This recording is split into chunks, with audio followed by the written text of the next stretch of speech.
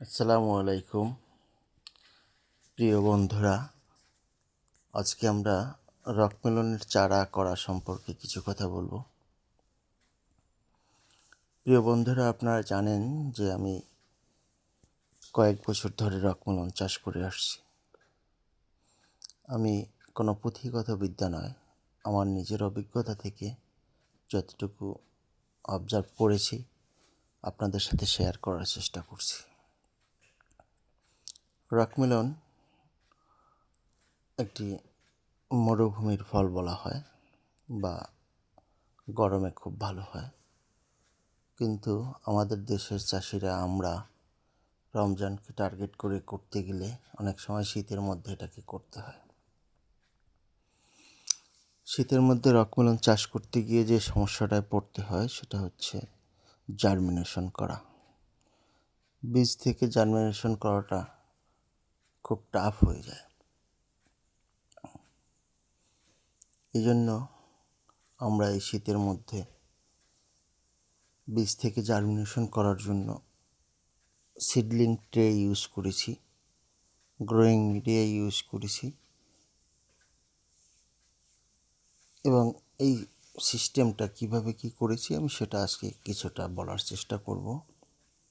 আপনারা দেখতে পাচ্ছেন এই বীজগুলোকে আমরা এখন সিডলিং ট্রেতে দিয়েছি।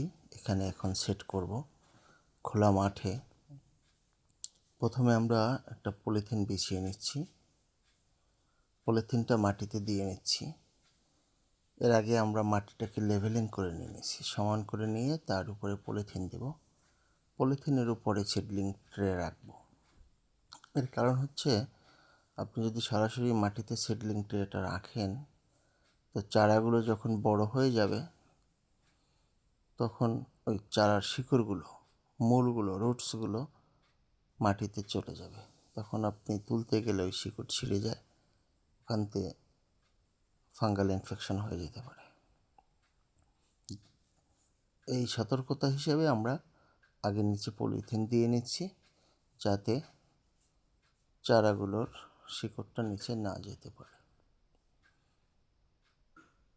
এখন আমি বলতেছি যে আমরা এই চারাগুলো করার জন্য বীজগুলো থেকে কিভাবে টোটাল জার্মিনেশন করলাম। প্রথমে আমি সিডগুলো প্যাকেট থেকে খুলে এদেরকে কড়া রোদে 1 ঘন্টা রৌদ্র দিয়েছি। রৌদ্র দেওয়ার সময় একটু সতর্কতা অবলম্বন করতে হবে। আপনি যে পাত্রে রৌদ্র দিবেন সেটা ধাতব কোনো পাত্র না হলেই ভালো হয়। পেপারে রেখে দিতে পারেন অথবা কোনো বাঁশ বা কাঠ জাতীয় কোনো পাত্র হলেও ভালো হয়। ব্যাপারটা এরকম যে পাত্রের গরমে বীজগুলো যেন বেশি উত্তপ্ত না হয়ে যায়, ভাজা ভাজা না হয়ে যায়। এই সতর্কতার জন্য আমরা পেপারের উপরে রেখে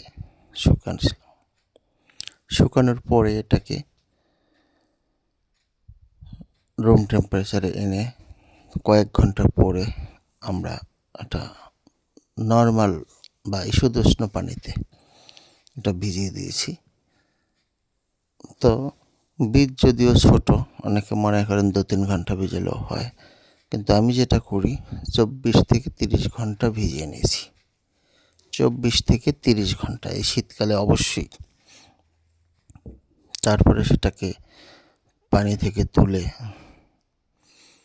কিছুটা শোধন করার জন্য ছত্রাকনাশক দিয়েছি, ম্যানকোজেব। এটা দিয়েছি প্রতি লিটারে 2 মিলি করে দিয়ে একটা পানি, 1 লিটার পানির মধ্যে 2 মিলি ম্যানকোজেব নিয়ে সেটা থেকে যে সলিউশনটা হলো তার মধ্যে বীজগুলোকে চুবিয়ে উঠিয়েছি। উঠানোর পরে বীজগুলোকে সুন্দর করে শুকিয়ে ফেলছি। শুকানো বলতে গায়ে যেন পানি না থাকে এমন করে ওদেরকে আমি টাইট করে টিস্যু পেপার দিয়ে মুড়িয়ে টাইট করে একটা বয়ামে আটকিয়ে রেখেছি। বয়ামের মুখটা এমনভাবে টাইট করে আটকাতে হবে যেন বাইরে বাতাস না যেতে পারে। এর কারণ হচ্ছে ভিতরের টেম্পারেচারকে আপনাকে রেইজ করতে হবে। ভিতরের টেম্পারেচার যত রেইজ হবে জার্মিনেশন তত ভালো হবে। ভিতরের টেম্পারেচারটা রেইজ করার পরে আমরা ওটাকে রেখে দিলাম। তো কমপক্ষে 24 ঘন্টা বা 48 ঘন্টাও লাগতে পারে এই শীতের দিনে।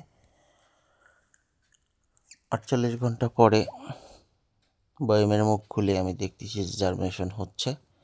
তখন এটাকে আমি আবার আটকে রাখলাম কয়েক ঘন্টা। তারপরে আমি নিয়ে আসলাম আমার ফার্ম হাউসে। সেখানে সিডলিং ট্রে এবং গ্রোয়িং মিডিয়া দিয়ে এই বীজগুলো বপন করা শুরু করলাম। সিডলিং ট্রে আমি 104 হোলের সিডলিং ট্রেগুলো ব্যবহার করেছি। তার মধ্যে একটা একটা করে বীজ দিয়ে কোকোপিট বা গ্রোয়িং মিডিয়া যেটা, সেটা দিয়ে আমরা ঢেকে দিয়েছি। তারপরে ট্রেগুলো সাইজ করে এখানে এনে একটার পর একটা রাখা হবে। রেখে